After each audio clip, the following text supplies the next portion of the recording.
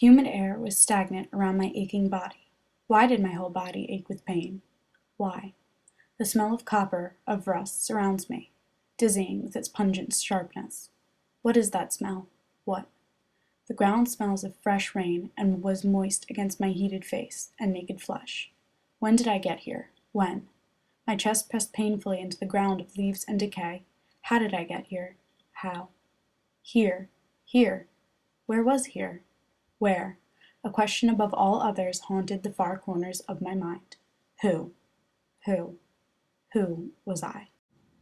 I lifted my throbbing head to view my where. I opened my eyes to find it just as dark as the perpetual darkness of my closed eyelids, trimmed with thick lashes. What's that sound? It's so primitive, so feral, so dangerous. A warning, if only I wasn't too gone to comply with its wishes. I turned my head ever so gently to see if I could spot anything. Nothing. I turned to what I assumed to be my left side. A pair of large, piercing, yellow eyes were directing their glare at me from the dark covering of the brush. I sucked in what felt like the first breath since I had arrived in the realm of questions. The golden eyes closed, then opened again. The gaze sharpened as if it were sizing up an opponent. Was I its opponent? Another question. Shall the list never cease? With one more savage noise, the eyes were gone into the shadows. All that was left was the rustle of wind on perished, forgotten leaves. I forced myself to move my leg, just extending it out and back. It moved, and I was glad, but the pain was close to unbearable. The darkness seemed to be creeping closer to me, like it was closing me inside, squeezing the air from my rasping lungs. I dropped my head as it was too stressful to hold it up. My forehead dropped, meeting the soggy ground in agreement, with a slight, audible squish. The ground was like a cushion around me, comforting me, telling me to let my lids meet and sleep deeply. But I feared if I slumbered, I would never again wake.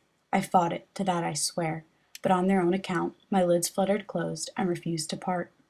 I was so pathetic, too weak to hold up even an inch of skin to view my wear long enough to put an end to one of the many questions haunting me like shadows inside my mind.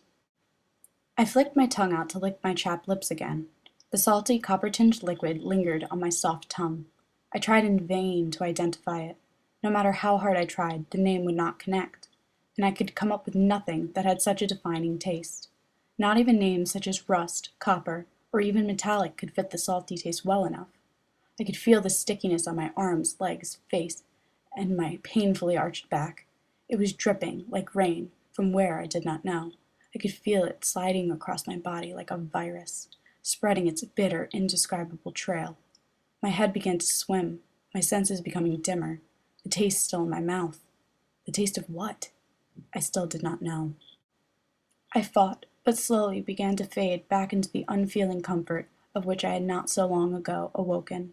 It was becoming too much, and I began to welcome it with metaphorically open arms, seeing as I couldn't physically do so. I lifted my head once more to view my wear, or at least try, and to my great surprise, there was a light ahead. A bright glowing beam was like a beacon of hope in the dismal darkness, creeping closer to me, lecherously drinking at the life force leaving my body. And soon I could see bright blue eyes in the distance. They got closer, and that was all I could see.